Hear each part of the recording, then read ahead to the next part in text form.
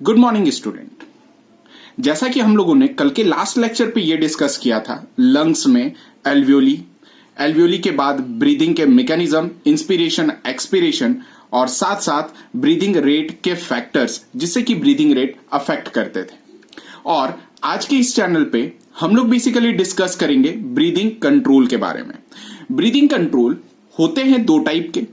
पहला होता है हमारा नर्वस कंट्रोल और दूसरा होता है हमारा केमिकल कंट्रोल। जरा समझेंगे इसे।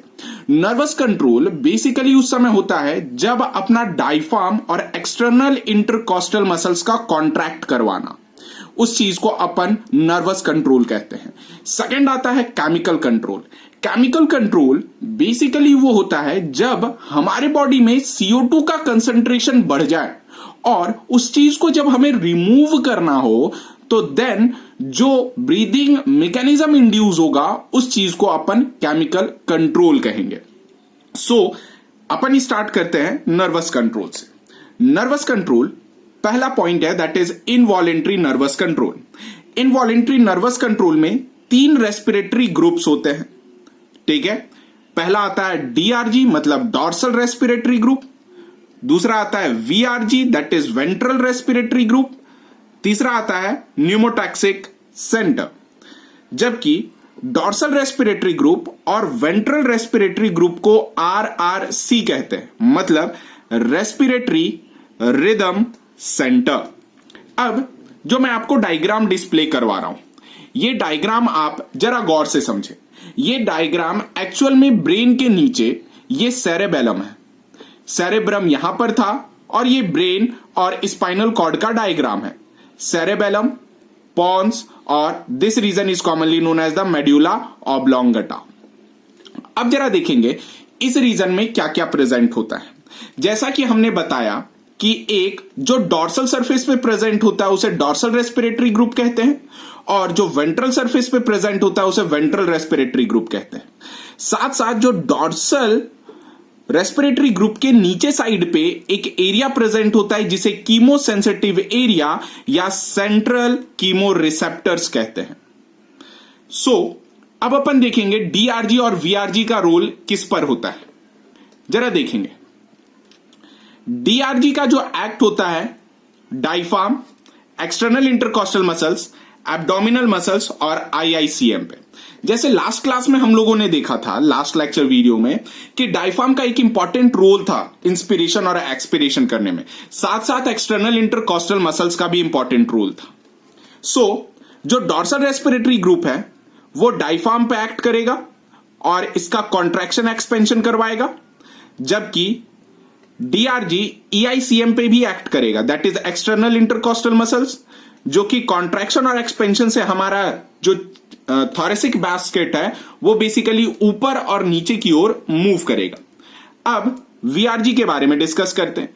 VRG diaphragm, external intercostal muscles, abdominal muscles और इंटरनल इंटरकॉस्टल मसल्स पे भी एक्ट करेगा। अब रहा बात कि DRG और VRG को अपन कैसे समझेंगे, तो समझने के लिए सिंपल सा एक मेथड है, वो जरा देख लीजिए। DRG जो होगा ये नॉर्मल इंस्पिरेशन पे ही काम करेगा और VRG जो होगा ये फोर्सफुल इंस्पिरेशन और एक्सपिरेशन पे ही काम करेगा। ये याद रखिएगा, ये कंटेंट बिल्डअप कॉन्सेप्ट्स है। नेक्स्ट दैट इज, अब इस डायग्राम पे पॉन्स के डॉर्सल रीजन की ओर और टुवर्ड द सेरेबेलम के वेंट्रल साइड, समझिएगा सेरेबेलम का वेंट्रल साइड, पॉन्स का डॉर्सल साइड पे एक सेंटर प्रेजेंट होता है that is the third centre of involuntary nervous control that is pneumotaxic centre, जिसे स्विच ऑफ पॉइंट भी कहते हैं। स्विच ऑफ पॉइंट कैसे कहते हैं अब जरा समझेंगे।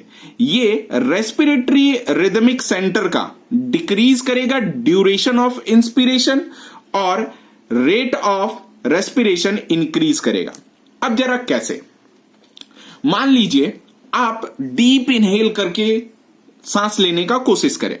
जब आप सांस हद से ज्यादा लेने का कोशिश करोगे तो आप देखना कि सांस कुछ समय डीप इनहेल होगा और उसके बाद इनहेल होगा ही नहीं, सीधे एयर आपके थोरेसिक बास्केट से बाहर निकल जाएगा। सो ये जो है वो कंट्रोल होता है न्यूमोटॉक्सिक सेंटर से। इसके 4 ऐसे केसेस हैं जो बहुत बार एग्जाम में पूछे गए। पहला क्वेश्चन है कि नॉर्मल इंस्पिरेशन के लिए रेस्पॉन्सिबल कौन होता है? Dorsal respiratory group. Normal expiration के लिए कौन सा सेंटर रेस्पॉन्सिबल होता है? आंसर आएगा कि देखो, जब लंग्स में एयर भर चुका है और इंट्रापल्मोनरी प्रेशर ज्यादा हो चुका है, तब ऑटोमेटिक लंग से एयर एटमॉस्फेयर की तरफ मूव करेगा। यानी ये कैसा प्रोसेस होगा? पैसिव प्रोसेस होगा। सो ध्यान रखिएगा, ये बहुत ही रोटेटिव पॉइंट ऑफ क्वेश्चंस है। Third, that is forceful inspiration. कौन रोल प्ले करेगा? VRG ventral respiratory group. Forceful expiration ventral respiratory group. अब बात करते हैं अपन voluntary nervous control. Voluntary nervous control जो भी होगा ये सेरेब्रल कॉर्टेक्स करेगा।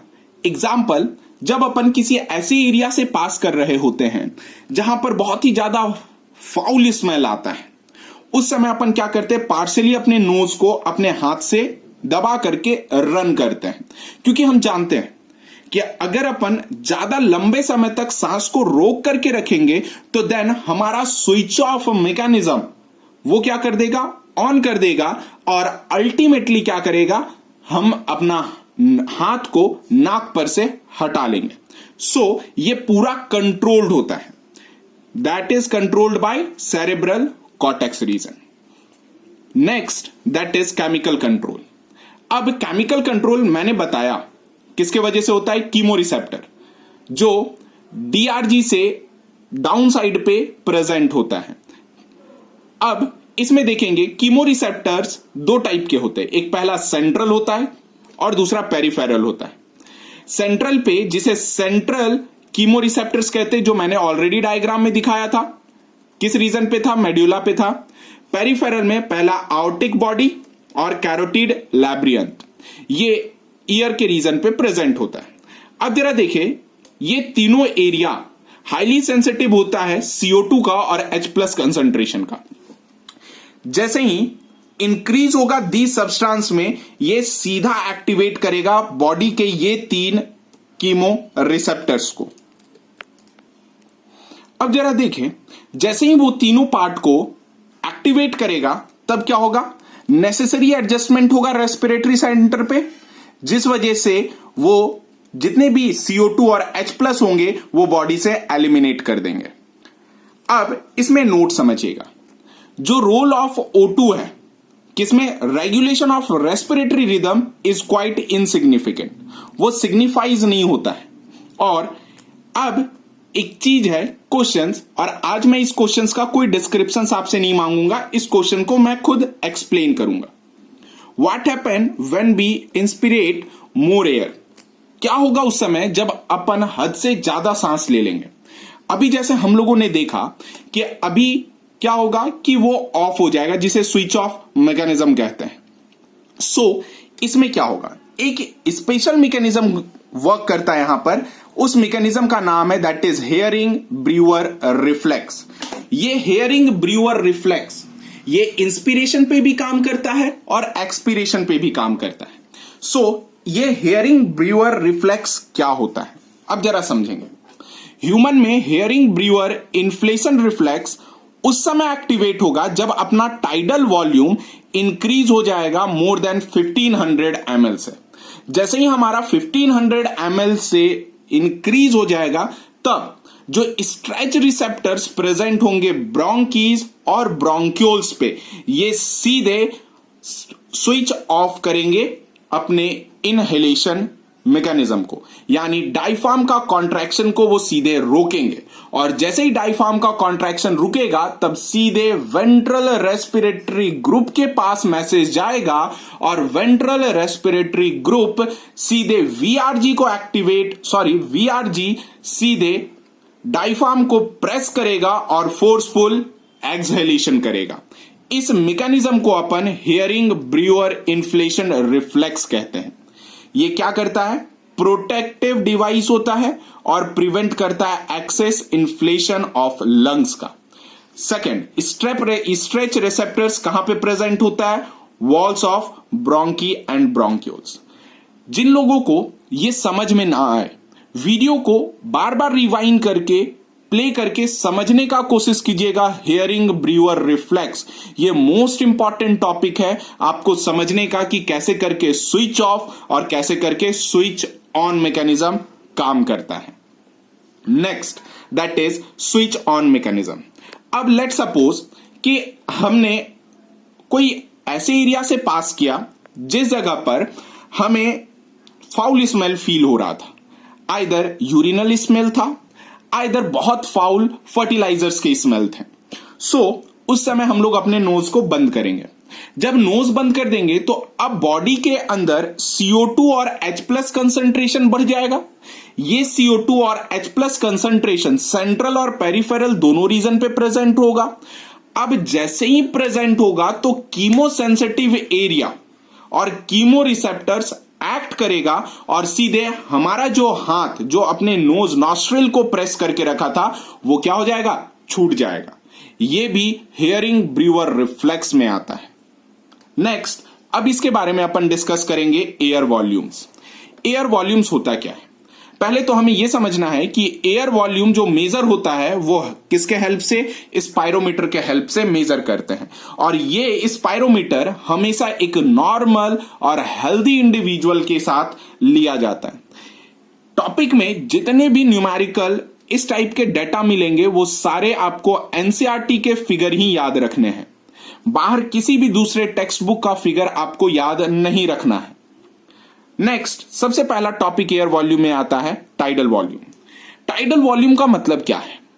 ये एक ऐसा अमाउंट ऑफ एयर है जो एक्सचेंज होता है ड्यूरिंग नॉर्मल ब्रीदिंग। यानी जब अपन नॉर्मल सांस लेते और सांस छोड़ते हैं तो उस वॉल्यूम को अपन टाइडल वॉल्यूम के नाम से कंसिडर करते हैं। सो एक नॉर्मल ब्रीदिंग में जो गैसियस एक्सचेंज होता है दैट इज 500 ml होता है।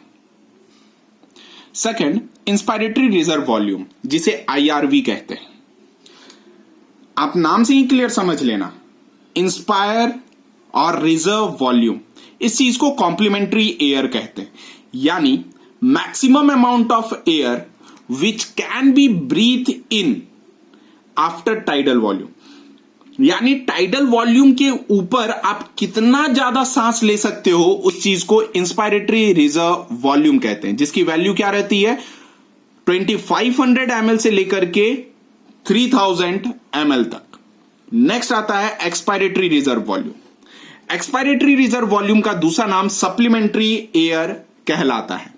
और maximum amount of air which can breathe out, यानी टाइडल वॉल्यूम के बाद यानी 500 से ऊपर आप कितना एयर निकाल सकते हो अपने लंग से, उस चीज को एक्सपायरेटरी रिजर्व वॉल्यूम कहते हैं, जिसकी वैल्यू कितनी होती है? 1000 से लेकर के 1100 ml तक।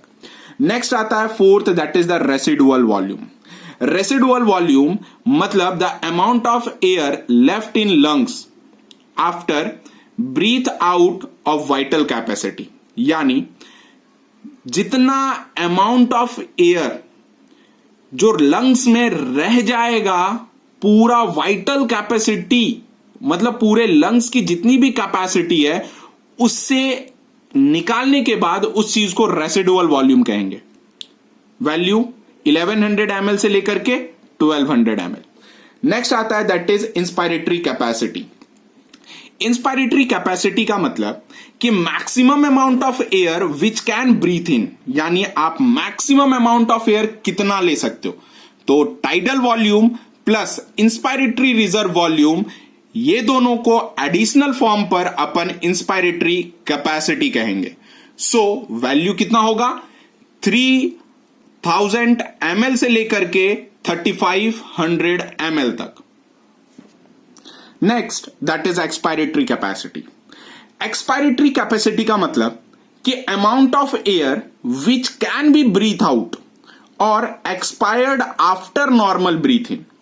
यानी नॉर्मल ब्रीथ इन में जो अमाउंट ऑफ एयर एक्सपायर्ड किया गया, मतलब कि इंसान सांस नॉर्मल तरीके से ले रहा था, लेकिन अब वो कितना एयर बाहर निकाल सकता है, that is tidal volume plus expiratory reserve volume.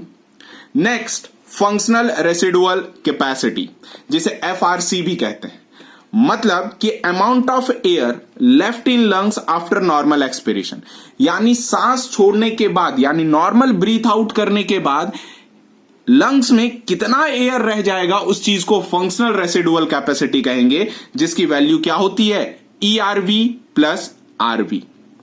Next आता है वाइटल कैपेसिटी। अभी हम लोगों ने डिस्कस किया था वाइटल कैपेसिटी का मतलब कि maximum amount of air which can be breathe out after deepest inspiration, मतलब कि एक गहरी सांस लेने के बाद आप कितना एयर बाहर निकाल सकते हो अपने लंग से, उस चीज को वाइटल कैपेसिटी कहते हैं, जिसकी वैल्यू आती है tidal volume, inspiratory reserve volume और एक्सपायरेटरी रिजर्व वॉल्यूम। अब आती है बात टोटल लंग कैपेसिटी की। टोटल लंग कैपेसिटी क्या होता है बेटा, कि ये मैक्सिमम अमाउंट ऑफ एयर जो कि फील होता है लंग्स में, उस चीज को टोटल लंग्स कैपेसिटी कहते हैं, that is residual volume, expiratory reserve volume, tidal volume और इंस्पायरेटरी रिजर्व वॉल्यूम।